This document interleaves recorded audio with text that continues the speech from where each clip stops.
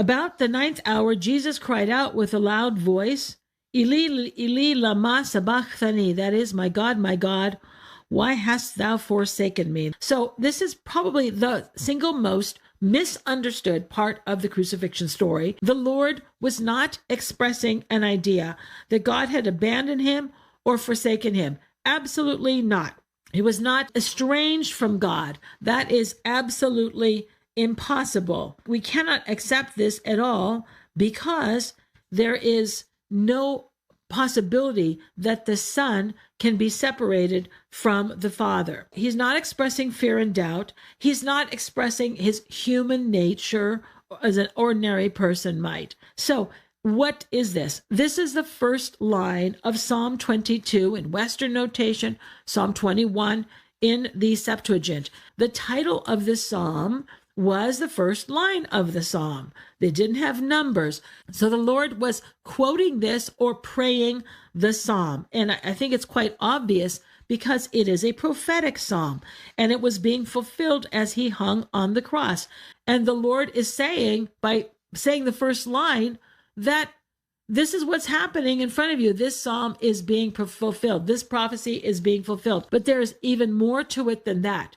The last third of this psalm is a psalm of victory. And it's hard to imagine how there could be victory because the first 2/3, the person is in extreme distress. He's suffering.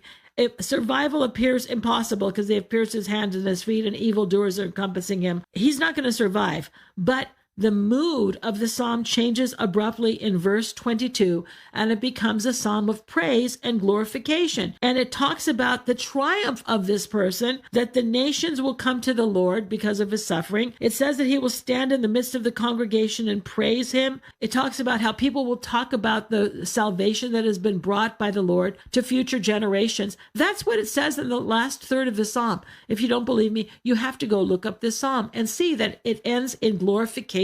And there are many hints of what will come from this event. So he's expressing the opposite. The Lord is saying that there will be victory because of this. It looks bad for me right now, but I'm going to rise again. The Father has not abandoned me. He has approved of me. It's really the amazing mystery of the cross that through this horrific instrument of torture, the entire earth will come and worship the Lord. It says that future generations will be taught about this, how the Lord brought deliverance and salvation through this moment. That's how the psalm ends. So it's a psalm of triumphs, of deliverance, and it is definitely not a psalm that expresses despair or a feeling of abandonment. All right.